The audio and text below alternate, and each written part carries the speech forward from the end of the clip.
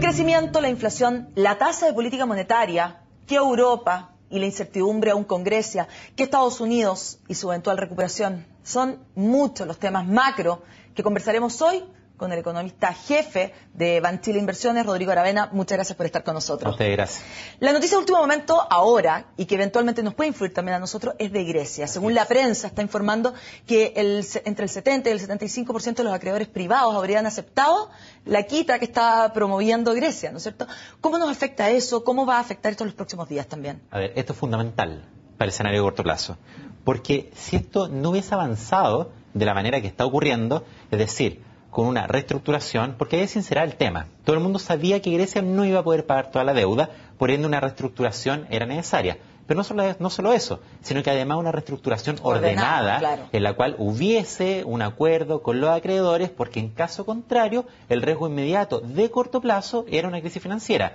Básicamente, porque en los escenarios de default, responde los CDS, se ejercen estos instrumentos, genera problemas de liquidez prácticamente a través de los bancos, a través de las compañías de seguro, y podríamos haber vivido un episodio inclusive similar al de la caída de Lehman. Perfecto. Por lo tanto, es fundamental lo que está pasando, no solo por la reestructuración, sino que además porque esto es algo ordenado. Eso sí, Grecia va a seguir, y no solamente Grecia, Italia, Portugal, España, van a seguir mostrando una necesidad fuerte de financiamiento en el transcurso del año, así que este tema nos va a seguir acompañando. Hay nuevos pagos por parte de Grecia a mediados de año, tienen que cumplir ciertos objetivos fiscales, tienen que conseguir nuevos paquetes de ayuda, pero por lo menos el escenario de corto plazo es mucho más benigno del que podría haber sido sin este acuerdo. Ah, perfecto. O sea, estamos tranquilos. Por lo tanto, por el es momento una buena noticia. Ya. Tenemos mucha menos tensión financiera y hoy, en el corto plazo, la probabilidad de vivir un evento similar al de la caída de Lehman hoy es muy, muy, muy bajo. Perfecto.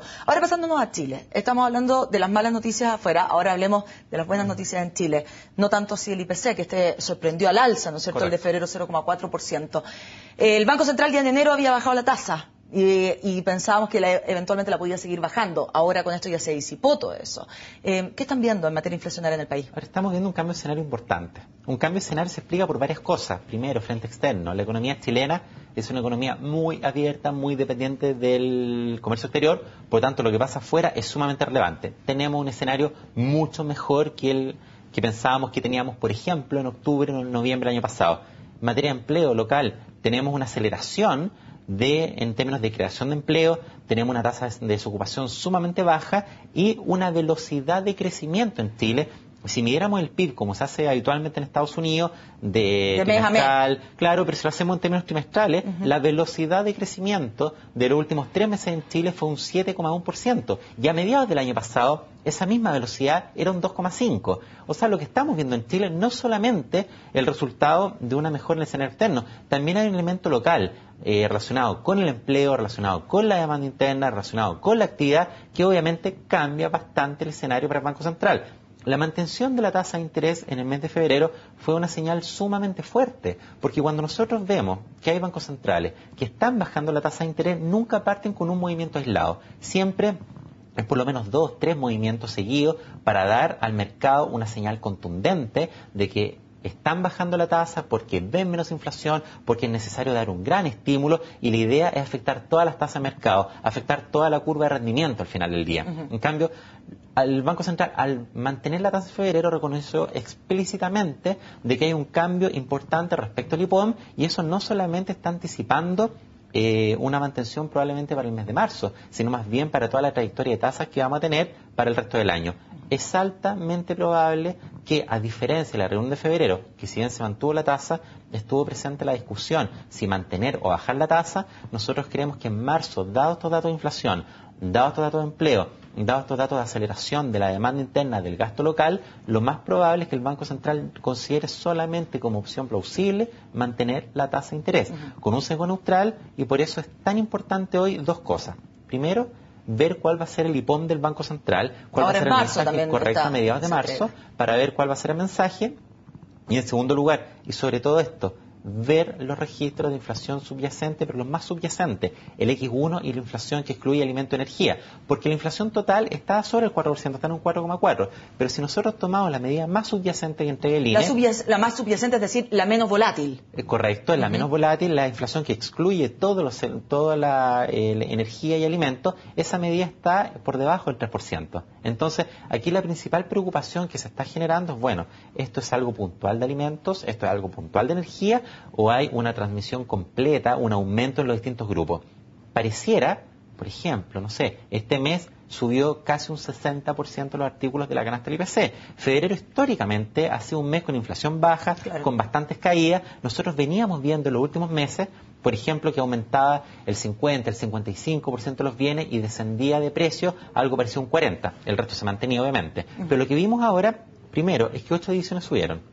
En segundo lugar, que casi un 60% de los artículos subió de precio. O sea que es más subyacente que antes, no es solo energía y alimentos. Ese es el tema, no es solamente alimento y energía. Pareciera que tenemos más presiones. Y con estos datos del mercado laboral, con estos datos de salario, de todas maneras esperamos una mantención de la tasa y una discusión todo el año si va a haber que bajar la tasa o no. O si hay que subirla. O si hay que subirla, por supuesto. Pero con los elementos que tenemos ahora, eso sí hay que mirar los datos con bastante cuidado. Tenemos un tipo de cambio bastante más bajo, de hecho eso nos ayuda bastante a tener menos inflación. Sin ir más lejos, la caída que hemos visto este año del tipo de cambio nos estaría ayudando con más de medio punto menos de inflación para el año.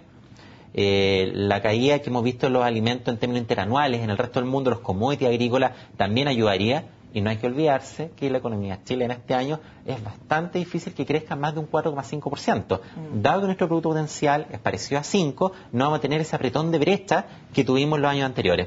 Por lo tanto, creo que todavía no hay que estar demasiado preocupado de la inflación. No vamos a tener inflación de 5 este año, probablemente va a ser superior al 3%, pero hay que estar más alerta de lo que estábamos antes porque hemos tenido mejores señales del resto del mundo, del mercado laboral, de la actividad local y por ende hay que mirar con un poco más de cuidado las cifras de inflación. Claro, ¿cuáles son las luces de alerta para este año en la economía chilena? En diciembre-enero, veíamos que iba a ser probablemente la expansión o la actividad económica por lo que estaba pasando afuera, ¿no es cierto? Ahora se ve que la principal amenaza es la inflación. Mira, nosotros creemos que hoy día tenemos 3 grandes amenazas. Primero, desde el frente externo, creemos que el precio del petróleo es un factor fundamental, básicamente porque el crecimiento americano, el crecimiento en Estados Unidos es sumamente sensible a lo que pasa en el precio del petróleo. Un petróleo sobre $140 podría impulsar además a mayor inflación por el lado de los alimentos. Y sabemos que si el mundo va a recuperar en términos de actividad el segundo semestre, eso va a ser principalmente porque los países emergentes van a poder bajar las tasas, eso va a impulsar la actividad global y con inflación no lo van a poder hacer. Así que tenemos una amenaza, el precio del petróleo. En segundo lugar, va a haber que monitorear muy de cerca el desarrollo del mercado financiero global, ya que las relaciones que tienen las empresas chilenas, los bancos chilenos, con la banca europea, con la banca americana en general, es bastante fuerte y es un elemento que hay que tener bastante cuidado. Y en Chile hay que tener bastante cuidado con el tipo de cambio real, porque hemos visto una apreciación importante, el tipo de cambio real ya se está ubicando por debajo de los promedios históricos, se está acercando a los valores que fueron similares a las de las intervenciones anteriores y eso podría ser una muy mala noticia en términos de crecimiento para sectores distintos de la minería, como el caso, por ejemplo... Para las exportaciones no mineras, digamos. Claro, por ejemplo, la industria, por ejemplo, alimentos. Entonces el tipo de cambio, considerando la gran cantidad de liquidez que hay en el resto del mundo, considerando las buenas perspectivas que hay para Latinoamérica, en particular para países como Colombia y Chile, no podemos descartar que tengamos un ingreso de capitales y que eso pueda afectar más todavía el tipo de cambio. Yo diría que son como los 3 puntos críticos que vamos a mirar todo este año. Muy bien, Rodrigo. Gracias entonces por dejarnos claro estas 3 amenazas entonces para este 2012 en la economía chilena. Estaremos conversando más adelante. Muchas gracias. Gracias a usted. Con esta entrevista entonces terminamos este nuevo día en Agenda Económica como siempre. Los invito a seguir juntos a CNN Chile.